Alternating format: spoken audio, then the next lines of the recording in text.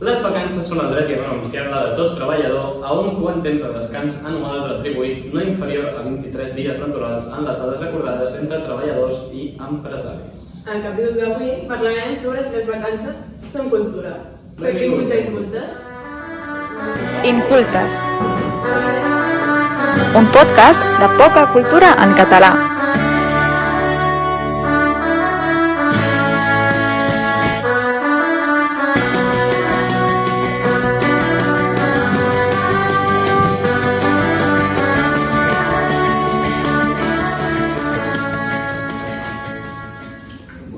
Vale, doncs avui, primer de tot, les vacances són cultura.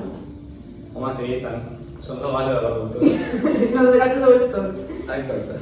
Avui, per parlar així, no per veure el tema, no, tampoc és diferent, però així més entretingut, parlarem sobre tipus de gent segons l'estiueja a les vacances d'estiu. Perquè no és el mateix una vacança d'estiu que una vacança de Nadal, etc. Llavors, primer de tot, Ferran, tu, on acostumes a estiuejar, què acostumes a fer, què faràs aquest estiu? Jo una cosa que faig sempre cada any és que marxo al meu poble, com és tradició espanyola, de tots els immigrants de l'Espanya avui a les ciutats, a l'estiu al poble.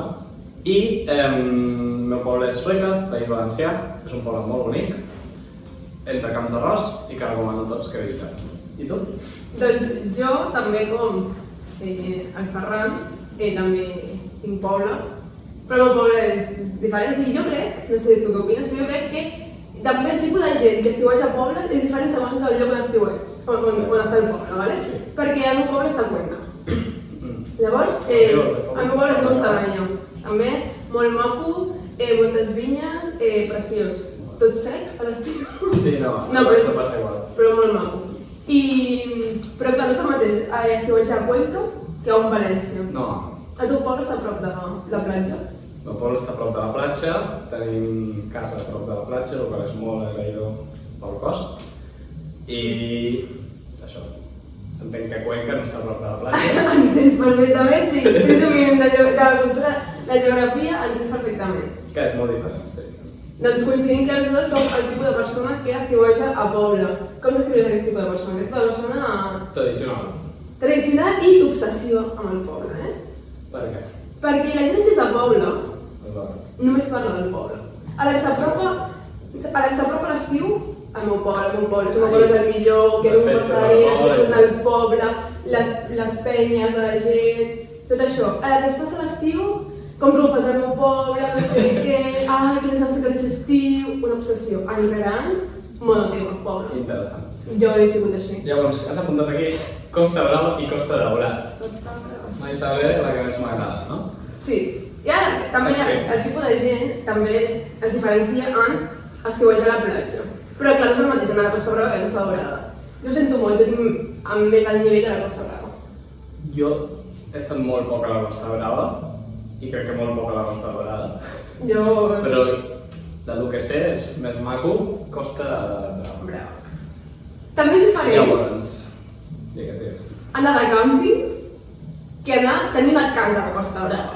Això ja és que ets un pic. I a més l'estatus, això no va bé així, però Exacte. l'estatus de vacances, perquè abans hem parlat dels 23 dies laborables, que això després ho discutirem perquè té moltes variacions, però aquesta gent són els que donen les vacances, que se'n van allà a una casa de la Costa Brava. No té per què, és a dir, ja sabem que cadascú té la seva situació i que hi ha gent que les seves vacances són quedar-se a Barcelona, si és que són de Barcelona, com nosaltres, i a fer xugar.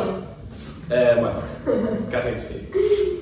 Però clar, has anat mai de càmping? No. Perquè jo tinc la sort que els meus tiets i les meves cosines tenen un càmping al port de la Selva. I clar, des de petitona, doncs, cada any em conviden i abans sí que anava una setmana i això, ara ja vaig menys dies perquè ja no m'ho per tant. Però està superbé. Jo, com a persona, òbviament que no és una propietat de la Costa Brava, prefereixo 100%, si he d'anar a la Costa Brava, recomanar agafar un càmping amb temps de campanya així, que llogar un Airbnb a la Costa Brava. Saps? Viure una mica més, no anar a una caseta... És com el poble però en miniatura, no? Una mica. Sí, I l'única diferència d'un poble, perquè al final si tu vas al Caravana, ho tens tot allà dintre. La diferència és que els lavabos són compartits, els espais són compartits per tothom, però la veritat és que un càmping a mi m'agrada moltíssim, perquè literalment dines fora, en plan allà a la teva parcel·la, que aprofiti, bon profit, no sé què, tothom què passa. Després de la nit, entre tots, es munta la taula al carrer, per exemple, tots allà, tots junts, és vida comunitària, saps? Al final està molt bé perquè al final a Barcelona és vida supersolitària. I sobretot per això que dèiem abans de la gent sense segona residència, que suposo que és la majoria de la població metropolitana. És una manera de sortir uns dies, si t'ho pots permetre, i gaudir de l'estiu. I és això que jo aquí considero que es fa molt poc poble, saps? Al final, a Barcelona i al voltant, almenys a Viladecans, no és problema el debat de si poble o ciutat, però jo la cosa que agraeixo de la ciutat, és això, que tu pots passar desapercebut i que no li importa a ningú el que fas en el teu temps lliure. Que això no poble no passa. Vale, entenc aquesta part. No hem parlat suficient del poble, a veure, perquè ara que he dit això, entenc aquesta part, però no sé, en plan, sortir al carrer, bon dia, bona nit, què tal, no sé què, saps? Això m'agrada. Mon avi es queixa molt perquè ell surt a les 6 i alguna del matí a passejar. I què passa? Doncs que ell, com és així encara, bueno, ja és de dia i tal, però és fosc, hi ha poca gent, diu bon dia a tothom què passa, perquè es creua amb poques persones. Doncs mon avi s'emprenya molt perquè ningú li contesta. I això un poble no et passa, perquè et coneix o no et coneix amb aquesta persona, et saludaràs, encara que sigui hola, no sé què, i ja està, o sigui... Però, entenc la dinàmica i quan vas a un poble també és com més tancant tot. Però, quina necessitat? Saps? Què et molesta tot el dia? No, no em molesta. Però potser, no sé, no tinc ganes de veure'm obligat a saludar l'altra persona. Saps? Home, pot ser un ranci i no dir res. Sí, no, però això és el que passa aquí. Tu si diu un bon dia dius que diu alguna cosa, saps? També és veritat que, per la part que dius tu, al poble fas A i al segon, literalment se'n tira abans l'altra gent que has fet abans, saps? Bueno, la meva àvia, per tots aquí la meva àvia, és l'enciclopèdia del poble, i no és un poble petit, però bueno, s'ho sap tot. Qui viu a cada carrer, familiars, qui es va morir, qui s'ha casat, és una cosa guapa. Però, i també, jo què sé, a mi em passava molt, que jo què sé, doncs ara estàs aquí, no sé què, doncs tothom sap que estàs allà, que si ara no sé què, però també el maco d'allà, del meu poble almenys, era que entre tots els pobles del voltant ens coneixem. I llavors, a la que vas a la festa del poble del costat, és superguai perquè no estàs només amb els amics del poble, sinó que et juntes amb tothom, saps? Tinc entès que els pobles d'Espanya profunda és molt aquesta dinàmica de 4 poblets junts i les festes de blau i tal. Sí, això per mi era el millor 100%, perquè al final tot poble està sent una mica més prohibit. Sí, traiem... Almenys era més petita. Ara tampoc perquè ja no és la mateixa dinàmica quan tenia 16 anys, però amb 16 anys, que per mi era el más, el anar al meu poble, i clar, jo aquí, al final, jo he començat a sortir aquí com una miqueta més gran, saps? Al meu poble, potser, des de superpetita, que ja vaig sola, però així com de festa, potser des dels 12 a 13 he sortit de festa, vaig sortir amb un germà que anava al mateix lloc, saps? Llavors, era com que facilitàvem les coses, però clar, potser el teu poble, si més petita, si com més cohibida, perquè al final la llengua de tens pares, doncs que els pobles del costat. És una locura, és que literalment amb 13 o 14 anys et deixen al poble del costat, quan mai has anat a Castelldefels sol, de festa amb 50.000 persones al costat. És que és una cosa que dius... És que això que va ser tant del pot fer, pel perill que comporta, saps? Exacte. És més lliure. I si traiem el nostre costat més espanyol, és una cosa nostra, perquè això... Jo crec que els francesos no ho fan. No es pot fer carmar amb els francesos. Llavors, també hauríem parlar de viatjar a les vacances.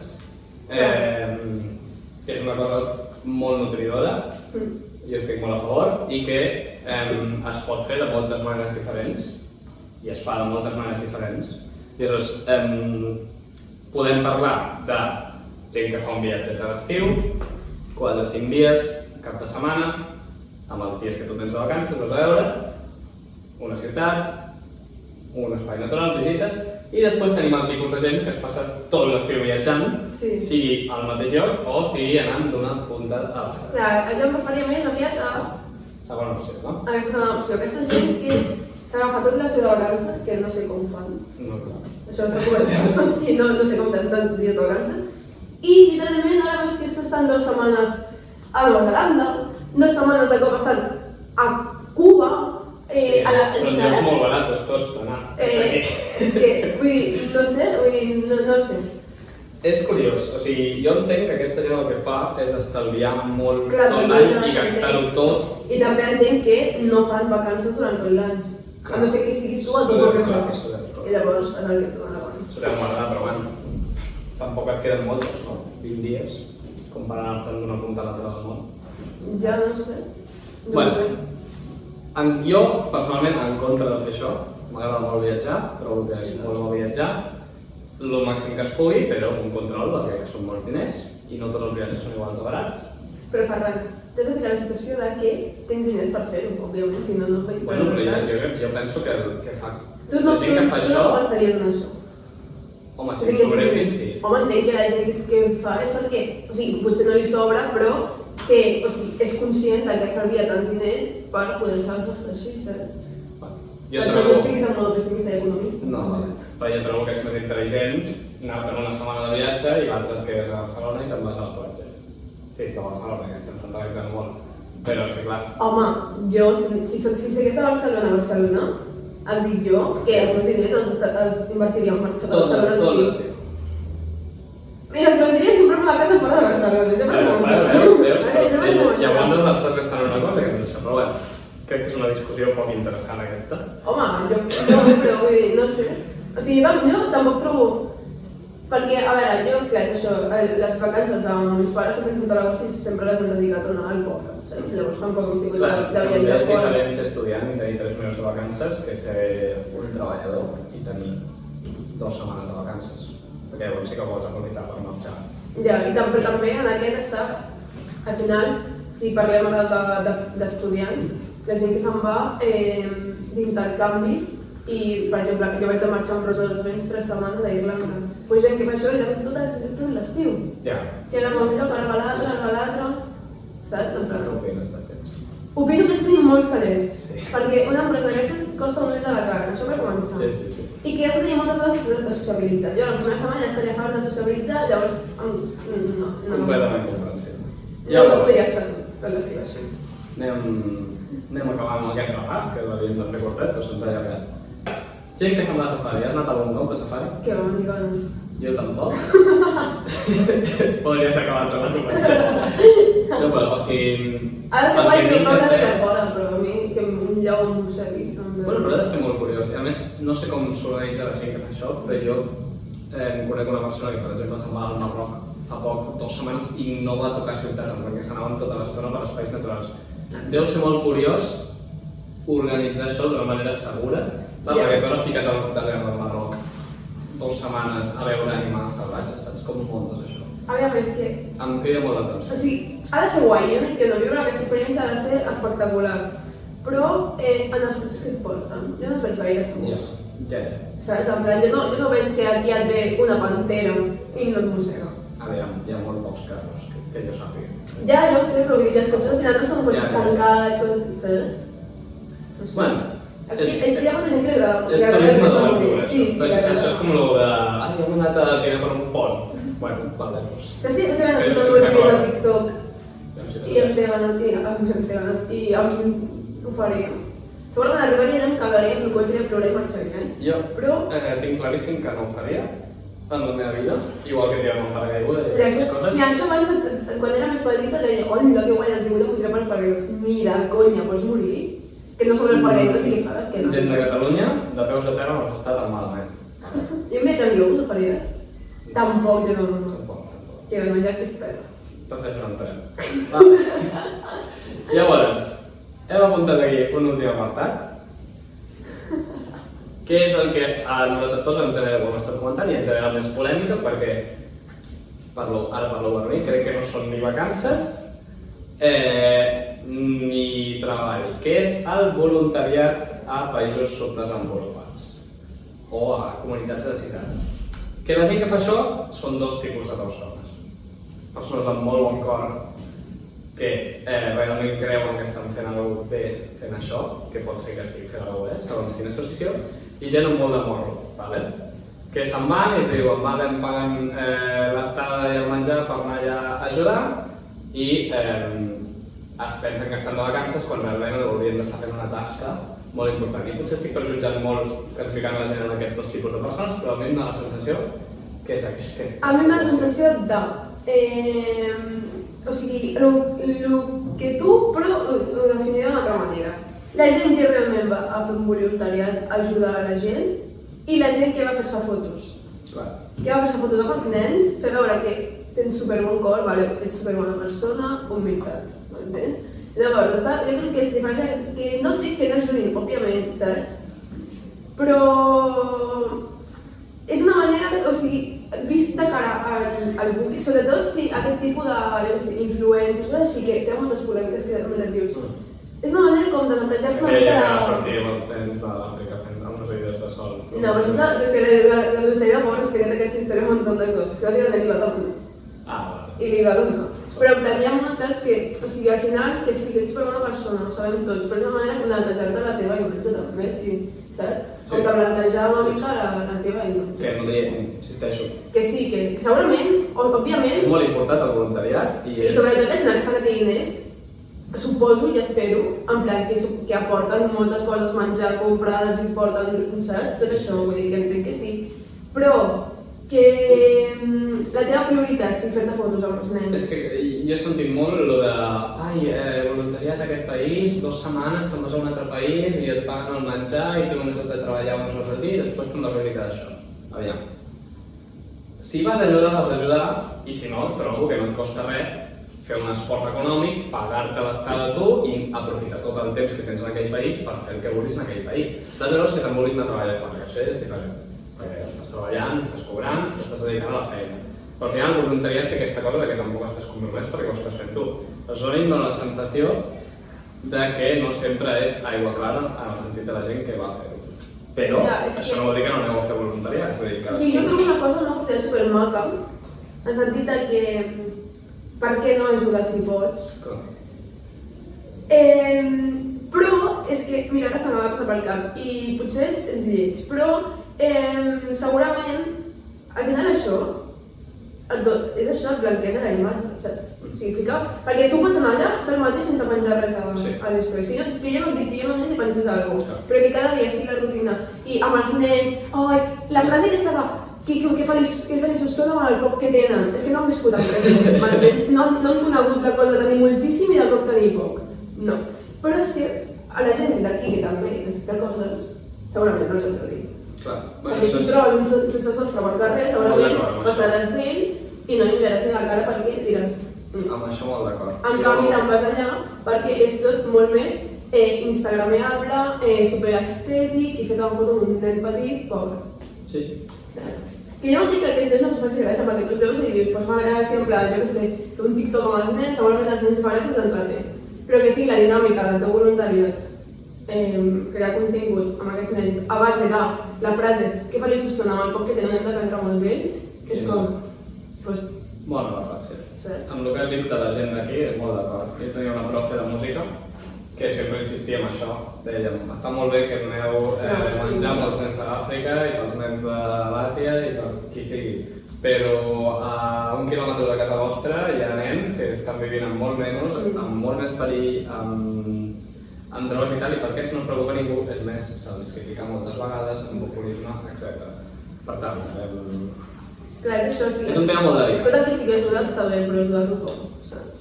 I potser si diem ara que fer voluntariat, o sigui, és millor anar-te'n de viatge que fer voluntariat, si realment és agafar una altra cultura, potser és una mica egoista, però jo penso que és més egoista anar pel teu benefici propi que no pel benefici de la gent que vas ajudar, saps? No sé, és bastant...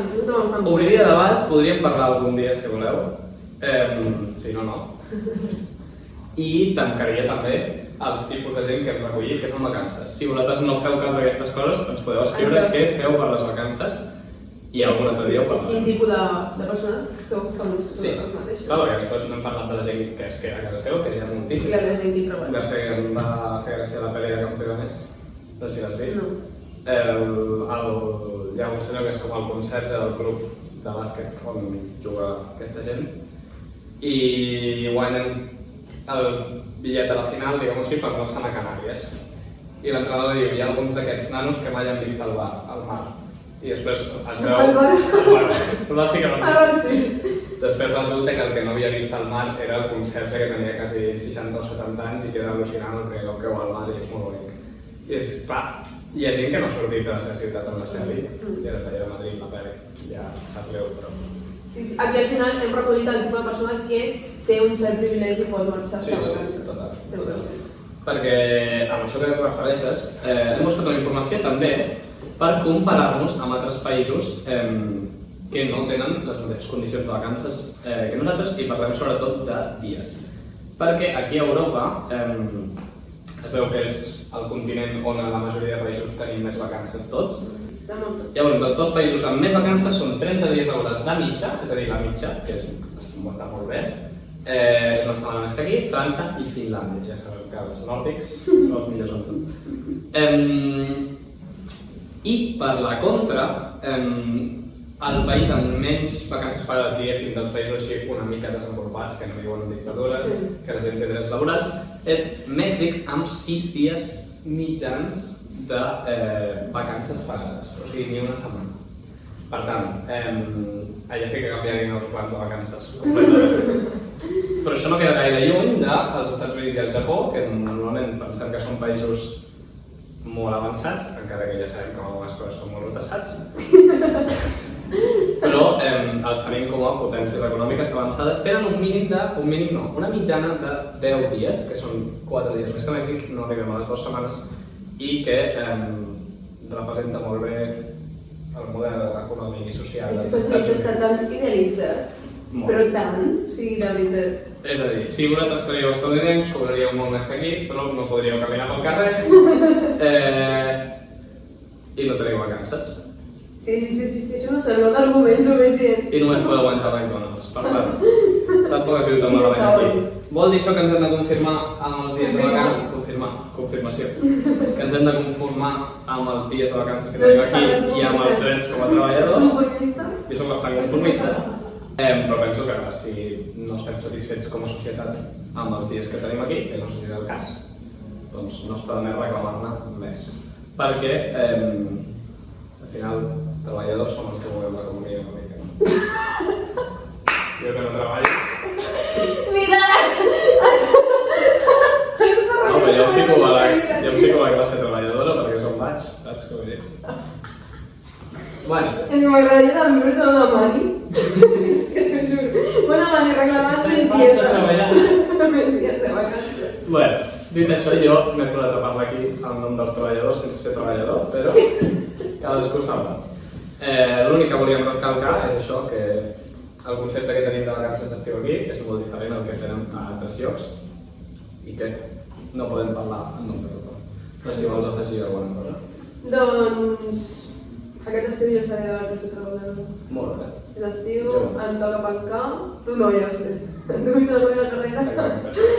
I per res, però estupendament estic contenta de treballar. Molt bé. Doncs aquí és molt important. Això i tant. Perquè encara sabent que no tindré vacances com a tal, al final sí que tinc 4 dies que faré cosetes i tal, però no és un mes sencer, per exemple, al poble, 3 mesos de vacances en calendari escolar i tal. Estic molt contenta, llavors crec que sobreviuré. Bueno, sobreviuràs i cobraràs. Home, no me faltava de moment, no tindré contracte. Pràctiques gratis, ja sabeu que no en volem saber res. Molt bé, doncs crec que això és tot. El que hem dit, deixeu-nos què fareu a les vacances, si voleu, si us avorriu. Si no, també deixeu-ho. I anirem a la secció sardanista. Vale, doncs avui a la secció sardanista parlarem de, seguint amb la dinàmica que portem ja durant el capítol, esdeveniments sardanistes a l'estiu, per exemple, i parlarem del que creiem que és el més important, el que esperem durant tot l'any que passi, som com la gent del poble, però amb aquest esdeveniment, que és el concurs de Zaret a France. Salut France. No? Que jo tinc molt bon accent. Bueno, Zaret és un petit poble a prop del Canigó, a prop de la frontera amb Catalunya, Catalunya Nord. Si parla català, té molta tradició catalana i cada any, durant la tira d'anys, no el número de concursos, s'organitza un concurs que va lligat a tot un cap de setmana d'activitats sardanistes que ocupen el poble sencer. Pels sardanistes és un evento, com has dit tu. Cada any s'hi va, encara que hi hagi colles que viuen molt lluny de Saret. La gràcia és que, clar, pugem el cap de setmana a Lucè. Exacte. I aleshores és, diguéssim, com una congregació sardanista d'un altre país, i és molt maco, i no és la Prega Internacional que ja hem parlat altres vegades, però és una mica la dinàmica. Aleshores, des de fa pocs anys, a Saret s'hi fa... Vas a l'any passat? Des de l'any passat. A Saret s'hi fa que ja no és un concurs normal com tots els que hem estat explicant en aquesta guia que estem fent per capítols una mica del món sardanista, sinó que s'hi fa un concurs rotllo torneig, rotllo Copa del Rei, si comparem amb el futbol espanyol, que es diu la Copa Catalunya de Sardanes, organitzada pels nostres estimats amics de la Unió de Colles Sardanistes, Superamics. que sempre hem recolzat en aquest programa, Sempre. i que aquest any cau en els dies El 20, no? 21, 22, 23 és quan es fan activitats al poble de Saret i el concurs per ser de la Copa Catalunya és el dissabte 22. Ara, per si algú li interessa venir. Explica'm una mica el funcionament de la Copa Catalunya. T'ho explicat tu perquè jo no ho sé. Perquè jo no vaig anar. Bueno, la Copa Catalunya consisteix en... no són sardanes de 7 tirades, per exemple, com concursos normals, són de 5. Es representen totes les tirades, tot i que hi ha colles que no acaben d'entendre. Això és aquest incís perquè l'any passat va haver colles que no es van enterar, en plan, no ho van entendre bé i no ho van fer. Llavors es descalifiquen completament. I la cosa és que es competeix colla contra colla. És com un rei de la pista, no? Una mica sí. Bueno, és com un torneig, no? Sí. Com si fos els quartos de final del Champions, doncs ho mateix. Exacte, i al final hi ha una colla que guanya i és com la campiona, per així dir-ho, entre totes les colles, llavors... És eliminació. Sí, és com un minicampionat així ràpid express en un dia. En comptes de fer-ho al llarg de tota la temporada, com ho fem amb els bàsics, per exemple, que és el campionat de Catalunya, doncs es fa aquest mini torneig així rapidet i... També va ser la idea de moure a Saret, no sé si m'equivoco, espero que no, perquè si no quedaria bastant malament.